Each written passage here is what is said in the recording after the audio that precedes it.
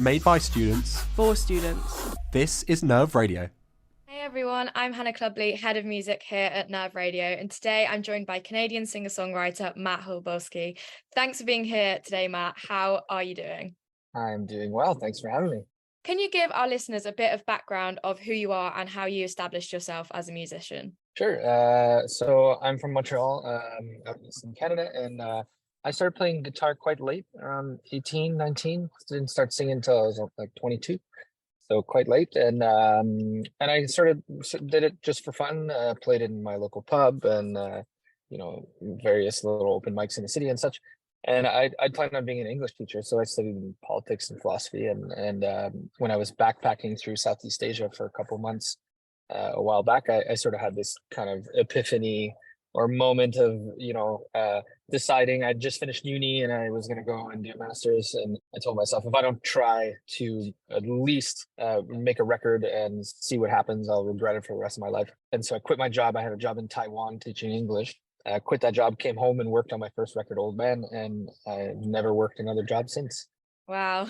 So you obviously made the right decision then. I think so. Well, we'll see. Give it another couple of years. For anyone that might be unfamiliar with you, how would you describe your musical sound? I think that depends on which record you listen to. I've evolved quite a lot artistically over the years. So I guess the latest record that I put out just in March, called Like Flowers on a Molten Lawn.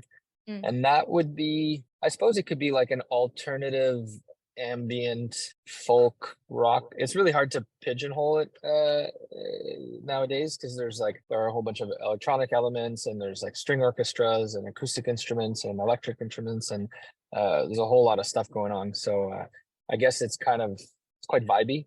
Yeah, I love that. Obviously, you just touched on it then. On March 24th earlier this year, you released your fourth studio album titled Like Flowers on a Molten Lawn. So before we get into detail about that, I just want to know straight off the back, what song are you most proud of off that album? Oh my God. There are so many. I think it would have to be a tie between My Borough and Sandy Cove. And for similar reasons, because they both have we recorded with the Estonian National Symphony Orchestra, which was quite amazing. Yeah. And My Borough I'm proud of because I did everything I could to sabotage that song. I really hated it, and I wanted it to not be on the record. And my producer insisted that it was the only song that was even remotely radio friendly. And he's like, "Do you not like money? Do you not want to have a career? Why don't you want to put this song?" And I kept trying to like make it weird and screwed up and try to make it more indie. And ultimately, when we added the orchestra, it suddenly made sense for me. And Sandy Cove I'm especially proud of because it was a new way for me to write songs. I'd never written songs in the way that I did Sandy Cove. And I'm especially proud of the string arrangement that we wrote for that song is, I think, quite beautiful. So yeah. So when you said it's a song that you didn't kind of follow your typical writing style, what do you mean by that? Can you kind of explain your creative process? Sure. So I've always been kind of more of a, if you go back to my previous records, it gets increasingly folky, I guess. Yeah. I guess like most songwriters, I started off just with like an acoustic guitar and a bonfire or something like that, and I was writing songs in more of an esoteric way. So usually spawned from lyrics or poems that I would then add to guitar riffs or chords, structures, and so on.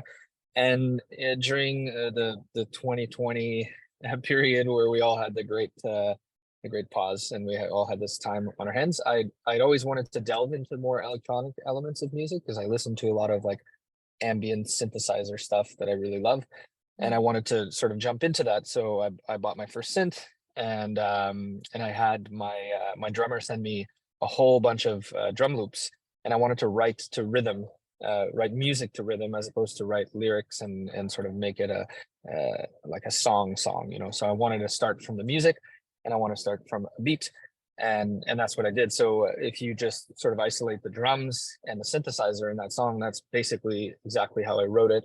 And I spent quite a lot of time honing specific tones that I wanted for each instrument. So it was a lot more scientific in some sense than what I'd done before, and a lot more meticulous, like artisanal crafting of sound as opposed to crafting of ideas. Quite a different way of proceeding.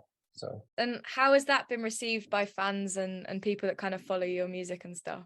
Good, I think. Yeah, I think anybody who's followed my music since the beginning knows that I tend to not stick to the same thing for very long, so they're no Yeah. longer surprised that I veer off course a little bit. And I really enjoy that. So, obviously, like anything, some people like the folky stuff better, and then they hear the weird electronic stuff and they're less into it. And other people found the acoustic stuff to be maybe boring and they really like this. So Yeah. I don't know. I think there's something for everyone in those ideas and those songs. So if they don't like this one, maybe the next one they'll like more. But so far it's been quite nice. I like how people are into following the journey of exploration, as opposed to just like holding on to the same songs and the same type of music like a lot of artists get pressured into doing. I guess it's a good way to kind of keep it interesting as well if you're kind of constantly changing up your style and showing people that you can do different things. Something that's really special about you as a performer is that you are bilingual, I believe, and you do in fact write and sing material in a number of different languages. So I'd love to hear a little bit more about that. Oh, well, thank you. Well, that number is two, so there are two languages. Yeah. And the other language is French. It's not, I wouldn't say it's much of a talent as it is just a circumstance. I Yeah. grew up in a bilingual household where my mother is Francophone, my father is Anglophone. So it's quite natural for me to speak in both languages. As far as the creative process goes, I think it just comes to me in the way that, like, if I happen to be in front of a guitar, I might write a song on the guitar. If there's a piano in front of me, I might play on the piano. And it kind of goes the same way for the language, where let's say I've just finished watching a movie in French that I found to be particularly inspiring and I want to write about it. Well, that's going to come out in French. If I'm having to have a conversation with a friend in English and a great idea comes about in English, well, I'll write the song in English. It's just an extra tool of communication in the same way that like a synth or a piano or a guitar or drums can be a different way of expressing yourself. Moving on slightly, Nerve Radio, we're based at Bournemouth University, and I believe you played a show in Bournemouth a few days ago at the Anvil. So unfortunately, none of our team could make it down to see you, but what was it like? Have you ever played Bournemouth before? First time I've ever been to Bournemouth. It was beautiful. I love the city. I'd love to come back. The Anvil was great. Crowd were great. Opening act were great. The staff were nice. It was good. It was a good time. And what was your favorite song that you performed that show? Is there a fan favorite? Is there one that kind of really got the crowd going? So I do this version. There's a song on my second record called Exhale and Hail.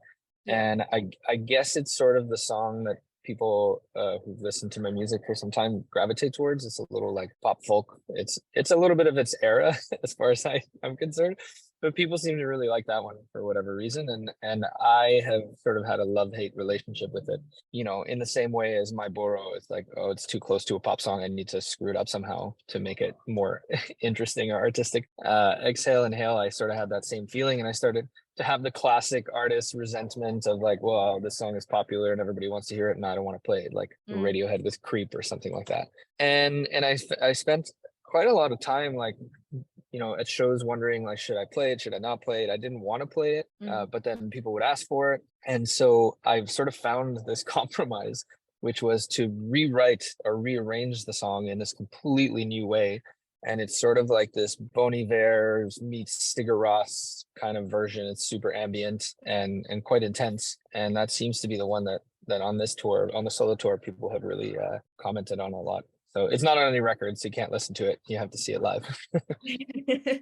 So let's talk a little bit about the future. What else have you got planned for the rest of 2023? I come home to Canada at the end of this week, and then I have 2 months with nothing on my calendar, which is amazing. So I'm going to start already working on some new music. I already have a bunch of stuff that I want to record, and then continue touring in the fall in Canada at early fall.